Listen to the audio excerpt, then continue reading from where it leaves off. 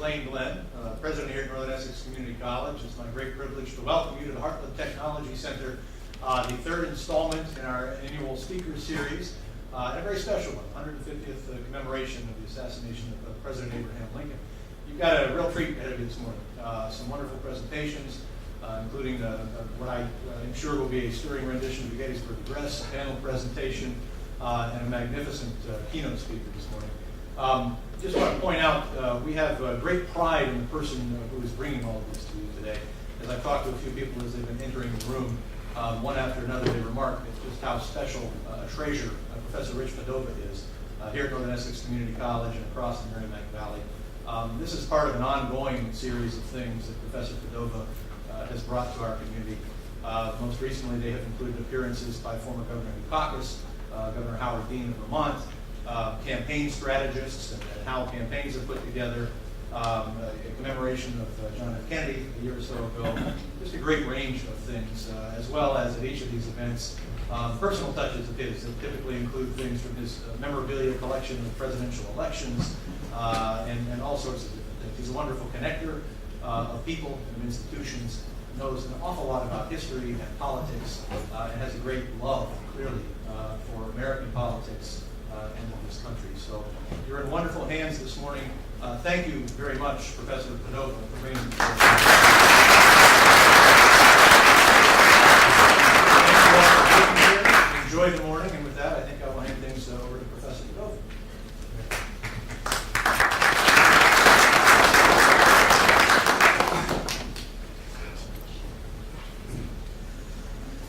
Okay, thank you, Dr. Glenn, and welcome everybody here this morning. I appreciate your attendance and your interest in our event here this morning. This, as Dr. Glenn mentioned, is the third and final part of the 2014-2015 Northern Essex Speaker Series, Movers, Shakers, and Opinion Makers. So just a few announcements so you know what's happening this morning. First of all, I will review the schedule with you, okay, and you're welcome to stay for any part of the program this morning, any and all parts of the program, but just so you know what's happening. So after I get done, I will introduce Professor Jim Murphy, who will read the Gettysburg Address, and then I will introduce our guest speaker, Dr. Richardson from Boston College. Then at between 10:30 and 10:45, we'll have the usual 15-minute break as we do during the school day here. And then at 10:45, we will have a panel discussion featuring three of our professors here, Professor Steve Russell, Andy Morse, and Tom Green, who will talk to you about different aspects of the Civil War. And then at 12 noon, we will have a staged reading of Act 3, Scene 2 of Our American Cousin, the play that was being performed at Ford's Theater on the night of the assassination, followed by a moment of silence, and then the conclusion of the activities here, which should be around 12:30 or so. So again, feel free to stay for any of the activities or all of them if you have the availability this morning. So the NECC Speaker Series for 2014-2015 came about because of the generosity of the NECC Fund, as well as the generosity of Dr. Bill Hyndman from the Office of Academic and Student Affairs. Also, I'd like to thank my colleagues in the Global Studies Department here at Northern Essex for helping to sponsor this program as well. Also, thanks to the Marketing and Communications Department and the Public Relations Office. We have the Director, Ernie Greenslade, here this morning. Thank you for all your help. And thank you, too, to the Public Safety Office as well for all of their help during the planning for this event. Also, I'd like to thank the Eagle Tribune out of North Andover, who had a feature article on this event in last Thursday's edition. And thank you to the Lawrence Cable Station and the Hazel Cable Station for their participation here this morning as well. Also, a few other things to let you know about. Students who are here who need to have verification with their professors if they're missing a class this morning and to show their attendance here, before you leave this morning, if you haven't done so already, at the end, the last table there at the end is a sign-in book, okay? So make sure you put your name, your student ID number, and the professor who needs to see your verification that you were here this morning, if that's the case, okay? Also, on the table closer to me, to my left here, there's a basket there with presidential books in it, Lincoln and otherwise. So before you leave this morning, if anybody, it's a free drawing, so before you leave, if you'd like to enter the free drawing, there's some index cards there. Just write your name and your telephone number on the index card, and then I will pull one out after the conclusion of activities today, and we'll draw one winner, and that person will win the basket there filled up with presidential books. So, and then if you can, when you fill out the index card, if you can just drop it inside the ring there on the table, okay, inside the circle. Also, I want to point out we have, thank you to Mike Curran, who's our library director here at Northern Essex, for the wonderful display of Lincoln books here up front. If you haven't had a chance yet to look at them, take a look at them, please feel free to look at them before you leave today. There's a great selection of Lincoln-related books there. And also, there's, you may have noticed the portrait of Lincoln next to the library table. That is courtesy of Mark Hayden of Bradford, a local artist, very talented as you can see. And he had to leave this morning, but he'll be back later. But he left the Lincoln portrait here, so if you haven't had a chance to look at it before you leave, you take a look at it there. As you can see, again, he is a very talented artist. And also, where the basket of books is, okay, there's a display case there. Again, if you haven't already, you're welcome to take a look before you leave. As many of you know, I do collect presidential campaign memorabilia, and I brought in some of my Lincoln items this morning for you to see if you're interested. Just briefly, there are three items of particular interest in there. One is a ballot or electoral ticket from the 1864 election. In the 1800s, voting was a little different than we're accustomed to today, all right? Back in the 1800s, a lot of times the way voting was done is that the political parties would print ballots with the names of their candidates on them. So the Democratic Party would print a ballot with all Democrats listed on it who were running. The Republican Party would print a ballot with all the Republican candidates who were running. And then they would distribute these to their supporters to bring to the polls on election day. Also, partisan newspapers back in the 1800s printed pages full of ballots as well. And then voters who planned on voting would cut out a ballot from a page in the newspaper filled up with rows of ballots, and then bring these to their polling place on election day and cast the ballot. So that's how voting was done a lot in the 1800s. So in the display case, there is a ballot for the Lincoln Johnson ticket, November 8, 1864, for a person to bring to their polling place. And if you look carefully after, a lot of times when the ballot was brought to the polling place, once you deposited the ballot, the workers there would puncture a little hole in the center of the ballot to show that it was cast. So if you look at the ballot after, the W on Andrew Johnson, the vice presidential nominee, if you look carefully, there's a puncture by the W there, indicating most likely that that ballot was cast for Abraham Lincoln on November 8, 1864. And I believe it comes from Ohio. I don't know the exact provenance, but likely from Ohio. Also, there's a handbill in there. Back in the 1800s, obviously news didn't travel as fast as it does today. So a lot of times, while people were waiting for a newspaper to arrive, especially in the rural parts of the country, handbills were printed. Sort of like a text alert, what would be the equivalent to a text alert nowadays, you can say. All right. So there's a handbill in there announcing the assassination of Lincoln. It would have been posted like on the side of the building, let's say, or a tree, something like that. And underneath it, there's also a memorial poem that was written in his memory. And then thirdly, there's a handbill, a playbill in there as well. What happened was, on the morning of Friday, April 14, 1865, the Lincolns decided they would be attending Our American Cousin at Ford's Theater that evening. So Mary Lincoln notified John Ford, the owner of Ford's Theater, that the first couple would be attending the performance that evening. Okay, so Mr. Ford went to a local printer down there in DC, right near the theater, and had some playbills printed. Okay, with the basic information about that evening's performance. Okay, the cast of actors and actresses, the price of admission, other basic information. And what happened was those playbills were circulated on the streets of DC that day, April 14th of 1865, as a way to drum up support for that evening's performance of Our American Cousin.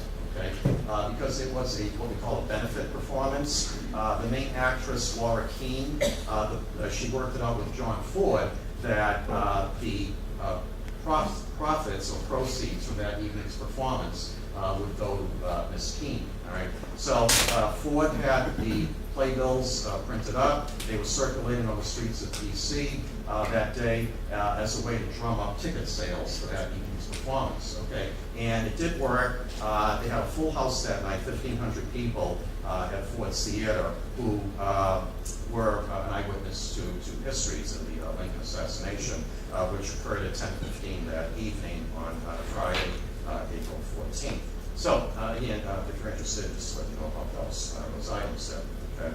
So okay. So with that all being said, next I would like to introduce Professor Jim Murphy from the Theater Department, who will read or recite the Gettysburg Address for us.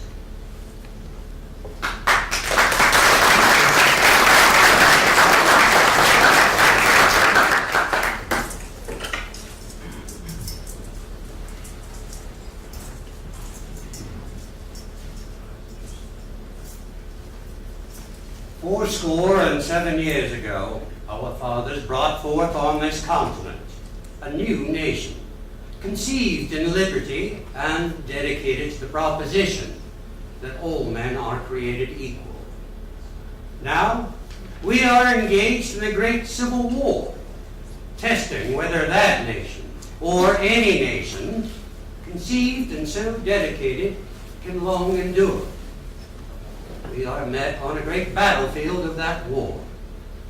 We have come to dedicate a portion of that field as a final resting place for those who here gave their lives that that nation might live. It is altogether fitting and proper that we should do this. But in a larger sense, we cannot dedicate. We cannot consecrate. We cannot hallow this ground. The brave men, living and dead, who struggled here have consecrated it far above our poor power to add or detract. The world will little know nor long remember what we say here, but it can never forget what they did here. It is for us, the living, rather, to be dedicated here to the unfinished work which they who fought here have thus far so nobly advanced. It is rather for us to be here dedicated to the great task remaining before us, that from these honored dead we take increased devotion to that cause for which they gave the last full measure of devotion, that we here highly resolve that these dead shall not have died in vain, that this nation under God shall have a new birth of freedom, and that government of the people, by the people, for the people, shall not perish from this earth.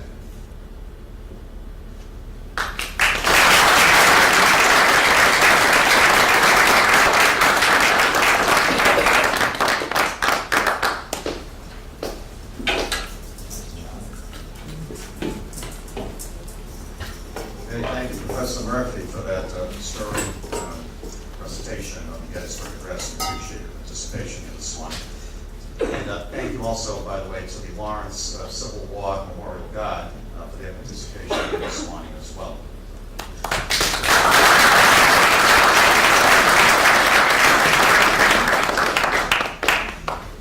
Okay, so,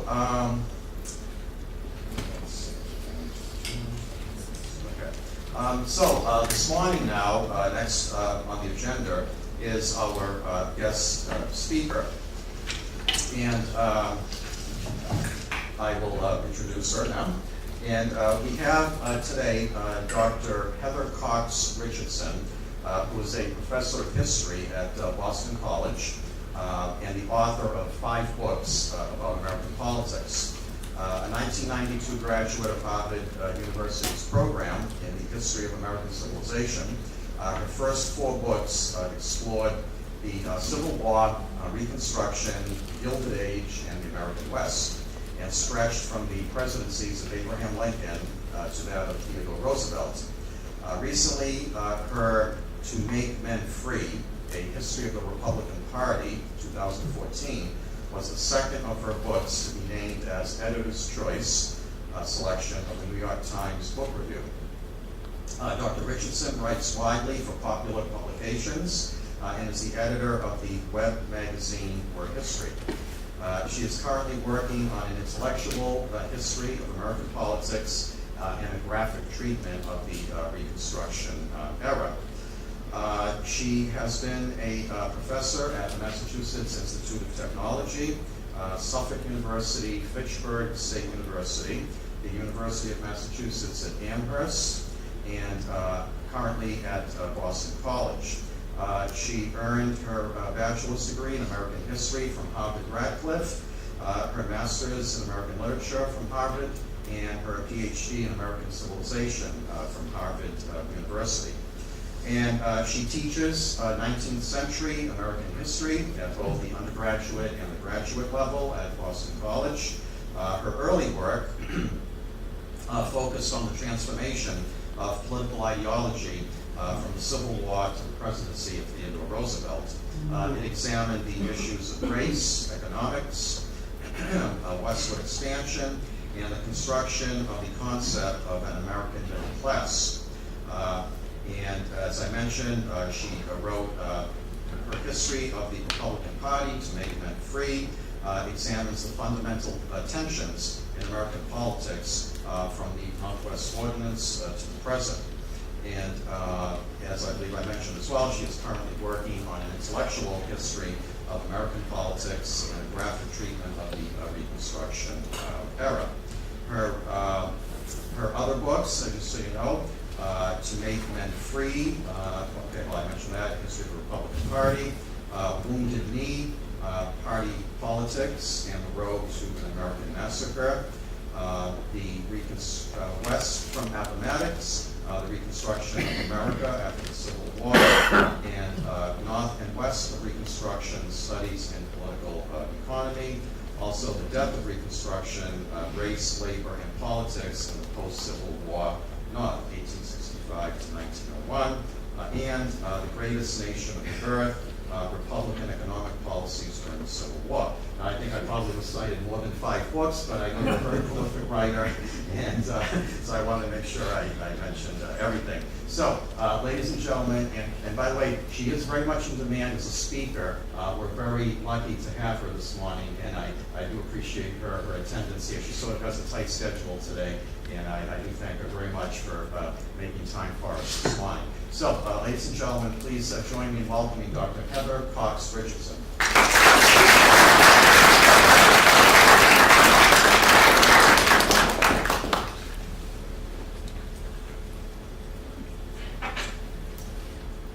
It's a great pleasure to be here. Although one of the great frustrations for historians is that time is not even fully one-dimensional because it only goes one direction. Wouldn't you love to be able to go back 150 years and say, don't go?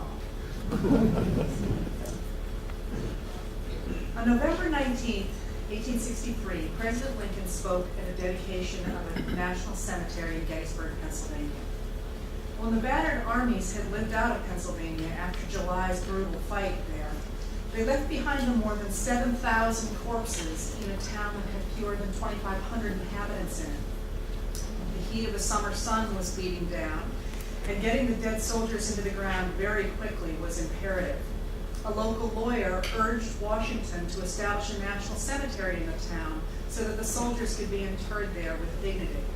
Officials talked about it and agreed, and the lawyer planned an elaborate dedication ceremony.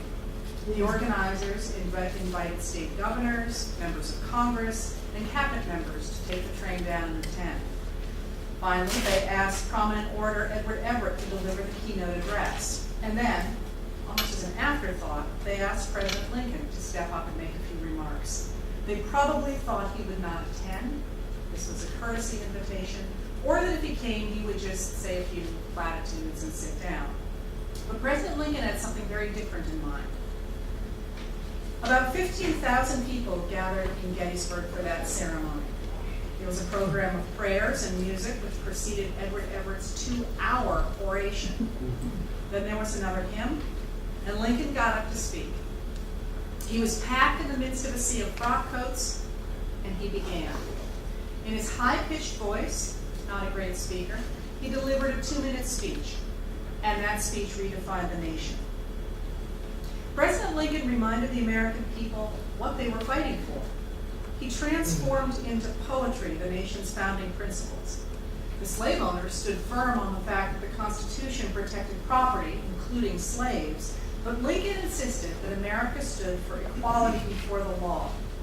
He dated the nation from the Declaration of Independence rather than the Constitution, and he insisted that America was conceived in liberty and dedicated to the proposition that all men are created equal. Lincoln's argument was about far more than race. In Lincoln's youth, he and his friends, poor men all of them, had seen fabulously wealthy men, slave owners, gain control of the government. Those slave owners had shaped legislation that permitted them to make more and more money, and which took away opportunities for men like Lincoln, men who were just starting out. The power of the slave owners had started to grow in the earliest years of the nation. During the American Revolution, Daniel Boone had snuck across the Appalachian Mountains to see what lay on the other side. That's why we know Daniel Boone, in fact. That had been one of the reasons that the revolutionaries had wanted to break off from England, is because it was illegal of human equality. And to the idea that everybody should have a say in his or her government. He rededicated the nation to the idea of a government that reflected equality by advancing opportunity for all Americans.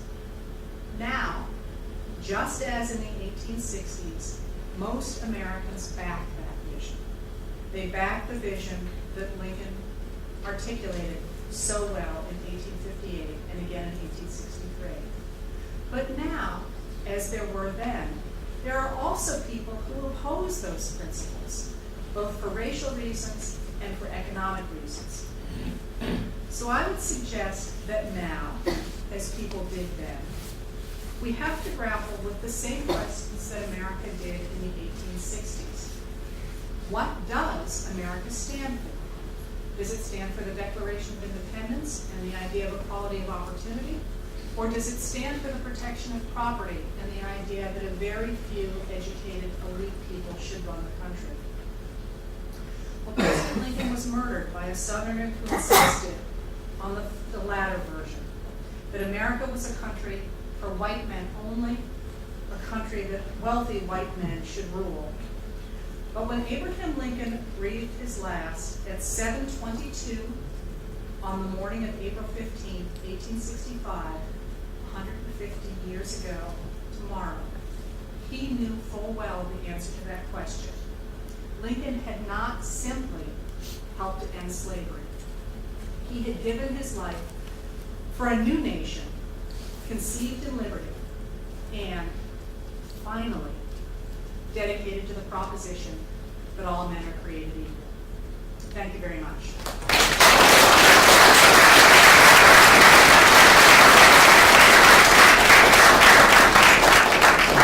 We have time now to chat about Lincoln.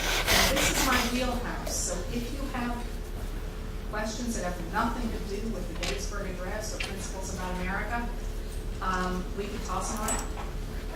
Okay, yes, if anybody has any questions, if you could form a line and approach the microphone there, okay? And Dr. Richardson, I'm sure will be happy to answer any and all questions related to the topic today. So Professor Morse, you'll be the icebreaker. Okay. Here I am breaking the ice. Okay, thank you for coming today. Thanks for having me. During the Civil War, Lincoln was involved in sponsoring a project to have African-American settlers go to Haiti. And it didn't last very long, but there was an attempt to establish this colony in Haiti. It was kind of an extension of Lincoln's earlier belief in the colonization program. Could you discuss that? Yes, this is a really, so Lincoln is one of our consummate politicians. He really is. And, you know, the only other person who even comes close to him is Eisenhower, who is not on the phone, actually. He's a brilliant man. But Lincoln talked a lot about colonization, and then he didn't.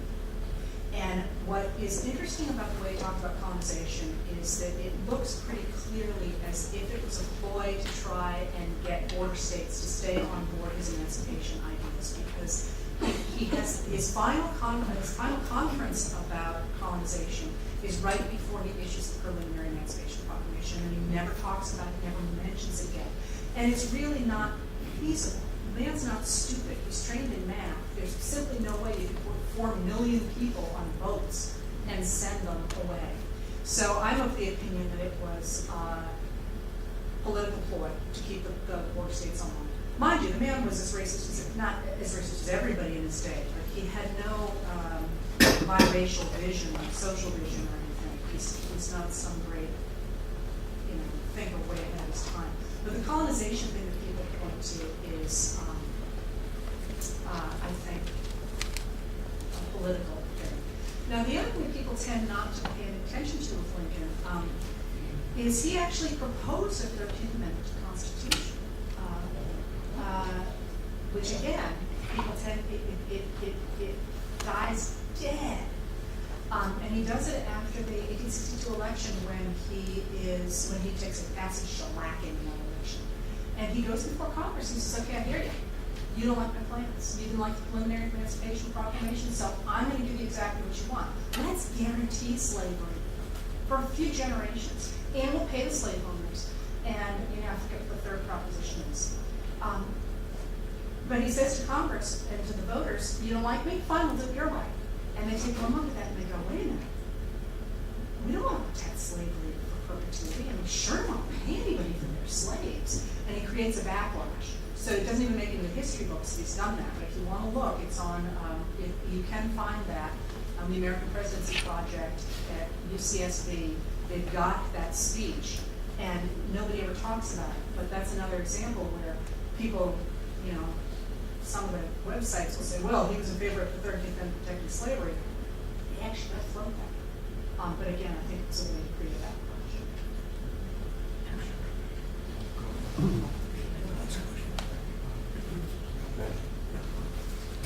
Thank you very much. My question is, fast forward to today, and some of the seeds of the intellectual positions of the Civil War are still really with us. And my question to you is the issue of states' rights, and the fact that that's a built-in, some would say sacred part of the Constitution, but yet it's a clear area of conflict, like in areas of education in which the Constitution did not speak, so it's left to the states, and so forth. And even as we look now at the difficult issues of the criminal justice system and police enforcement and so forth, this is states' rights versus federal rights. I wonder if you could talk a little about that and where you think we might be going as a legacy from the Civil War. It's so interesting. So I actually love what people talk about the Constitution here. Does anybody know what the states' rights arguments of the last at least 18 months are based on? It's a kind of trick question. 10th Amendment. The 10th Amendment. Anybody know what the 10th Amendment is? Look it up because it shows up. Don't look at us like that. Well, in fairness, okay, did you guys notice like a few weeks ago, everybody was jumping up and down about that's not it. Is that what it was?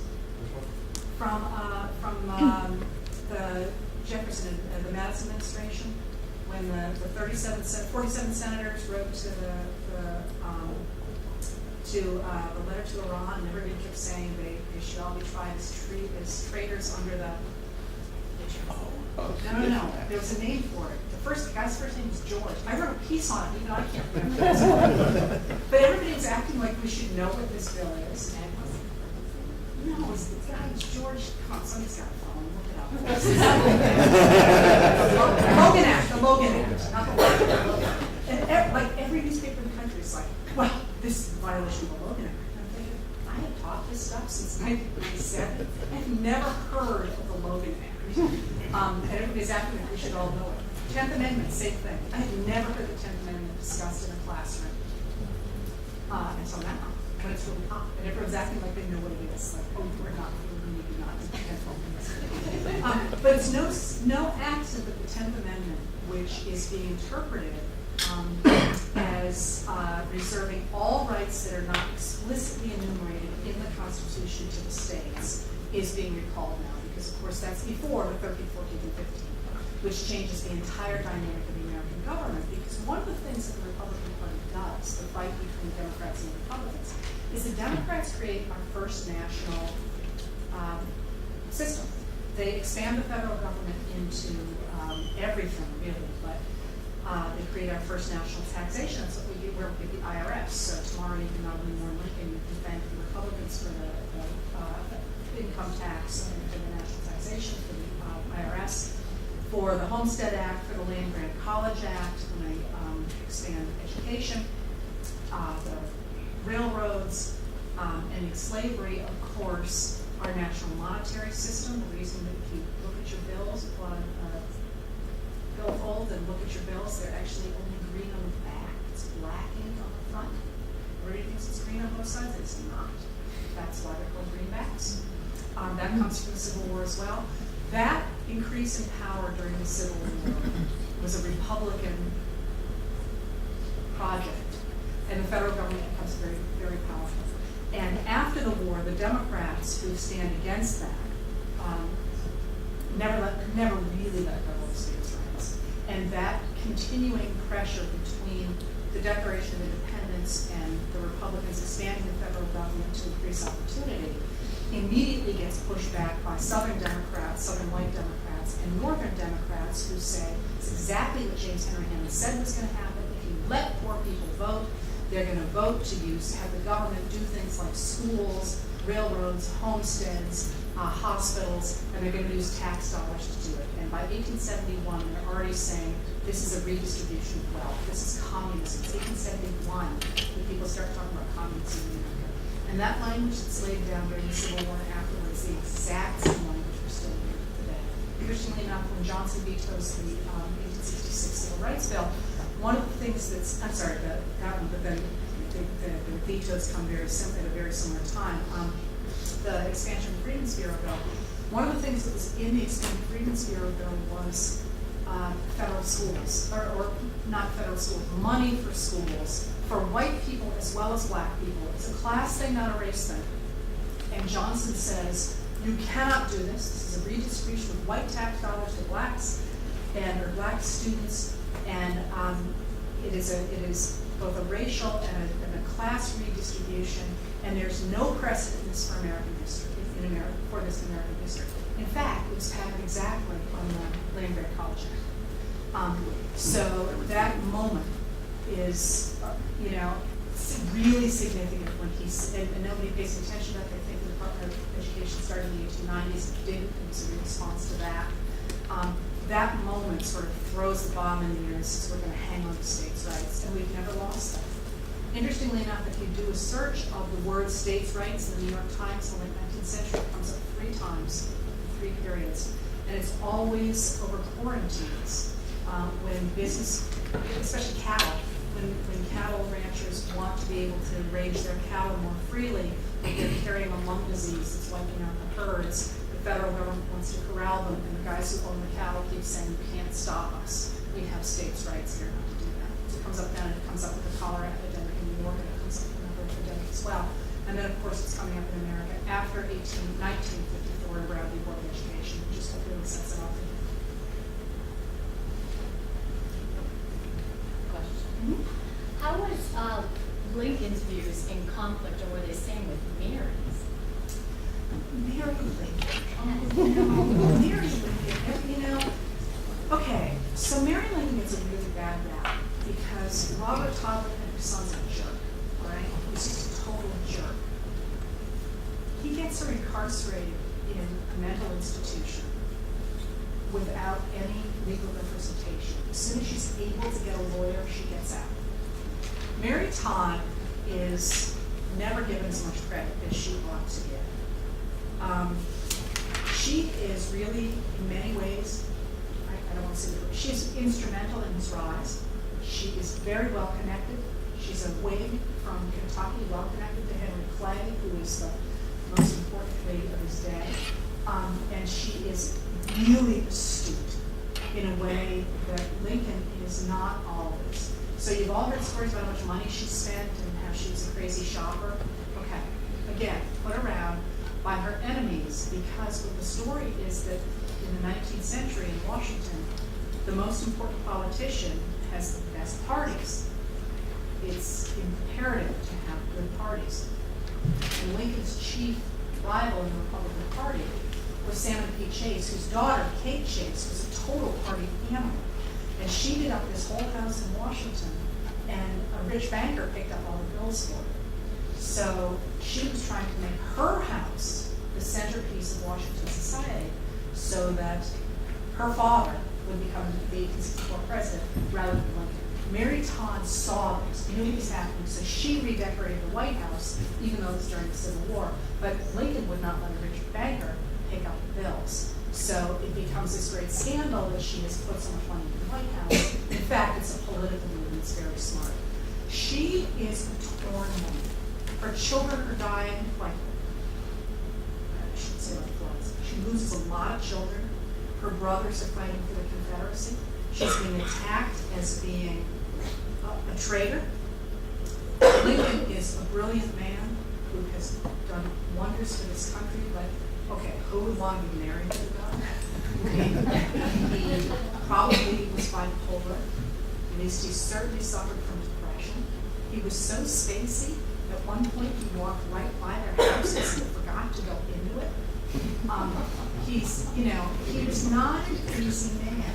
So I think her ideas about slavery are very different, but she does believe in the sanctity of the country, and she does want to keep her husband in the White House, and she works very, very hard to do that. She uses a son rather than the White House, because they're using the Potomac as a sewer, and that's where the water from the White House comes if he dies or contaminated water.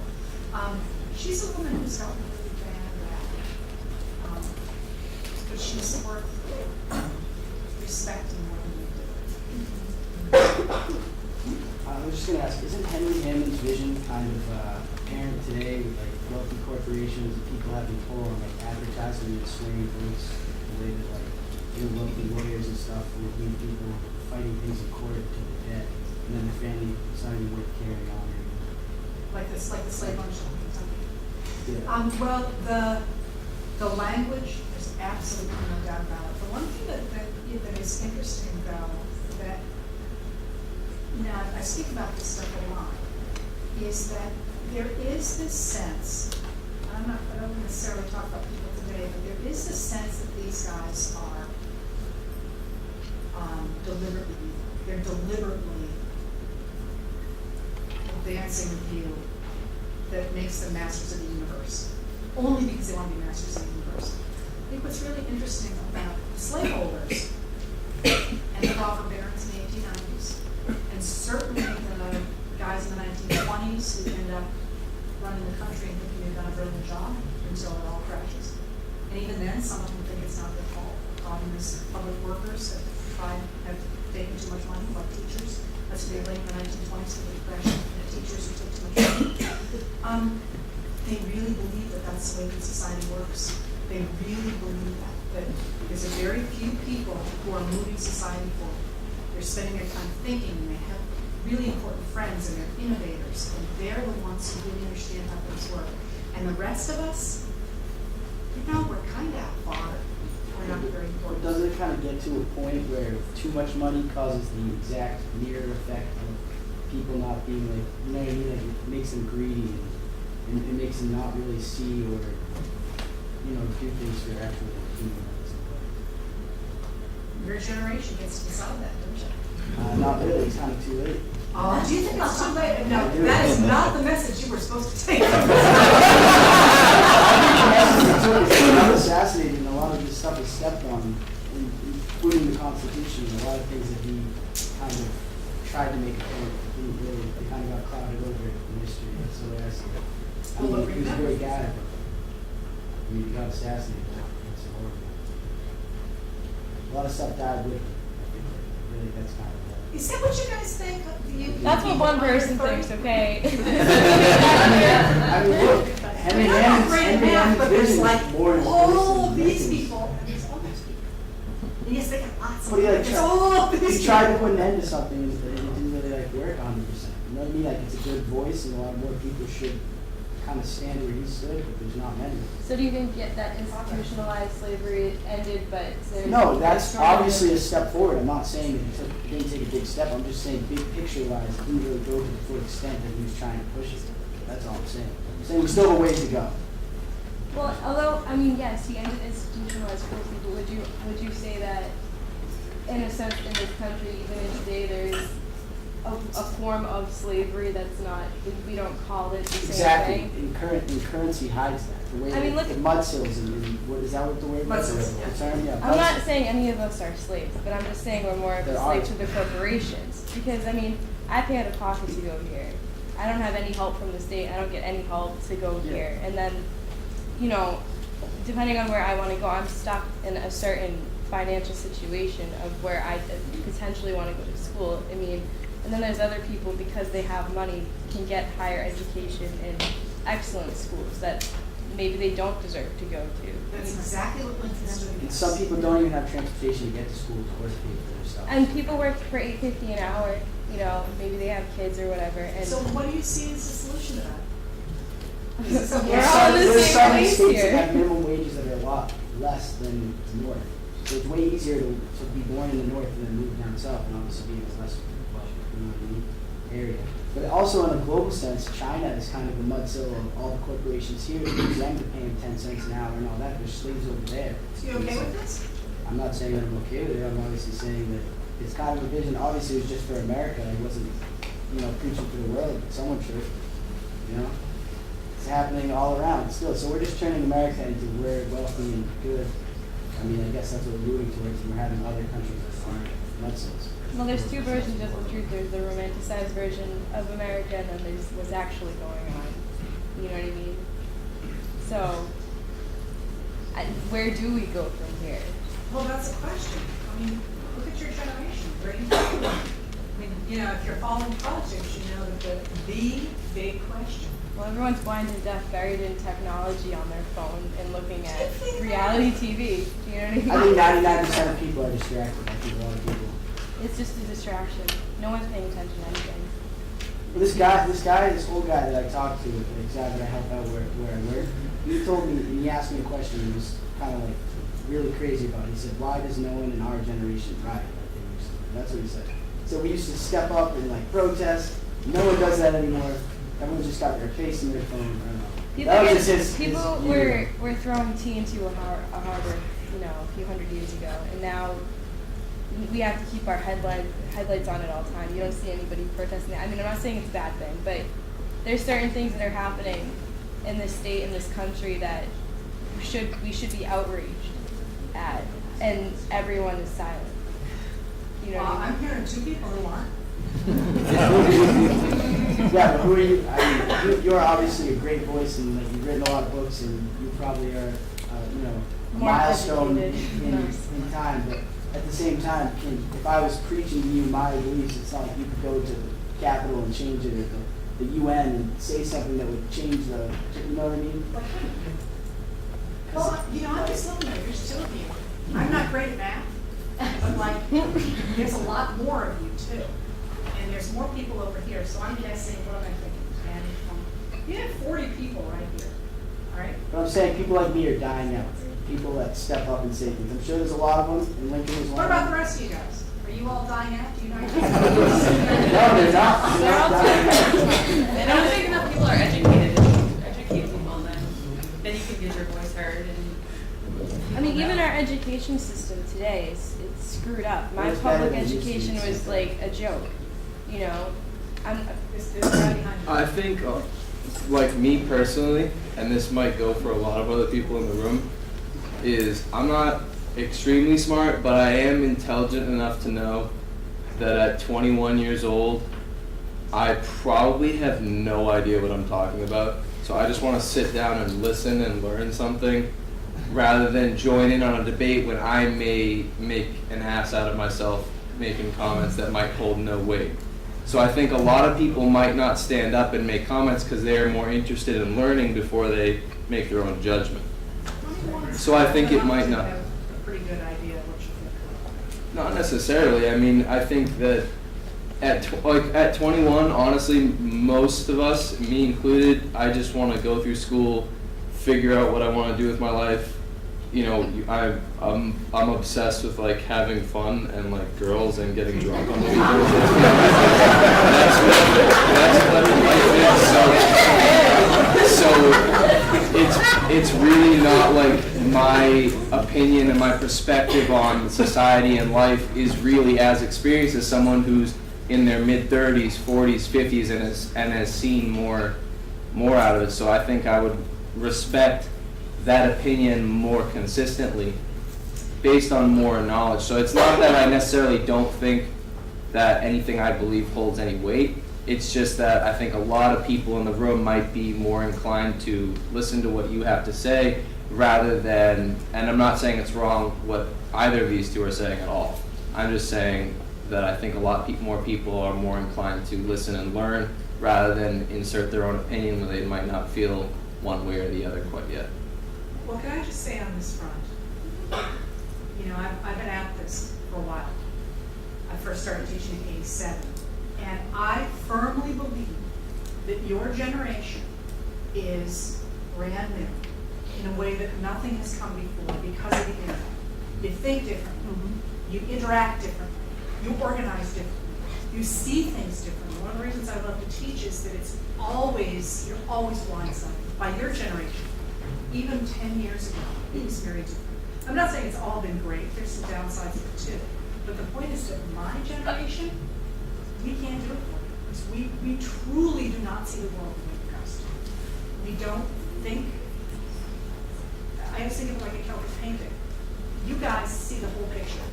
Because of the way you're always on your phones and you're always doing this and you're spread everywhere, we see things linearly. So we can't make that transition. And I'll tell you, if you follow politics, the cipher right now, I mean, literally, we know how many votes come from left-handed typists into Duluth. But we have no clue what the millennials are going to do. And if you follow politics, you'll see, well, so-and-so's going to win, unless the millennials know this one. So-and-so's going to win, unless the millennials don't vote. So-and-so's going to do this, except we're only going to get 15% of millennials. Oh, if they show up and it's not raining. You guys really do get to write the future, not only of America, but of the world. And every other day, I'm really excited about that because you really are not carrying the baggage that those of us over 50 are. You did not grow up through desegregation. You did not grow up through Watergate. You grew up in a global world where you can make all kinds of new connections. And, you know, from my perspective, if you take one thing away from today to honor Lincoln, it's that you really can change the world, but we can't tell you how to do it. And I will be watching with incredible enthusiasm to see what you guys do.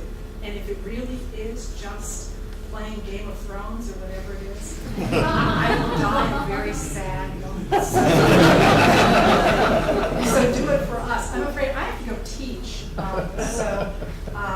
so I can't stay. But thank you very much. This has been fun.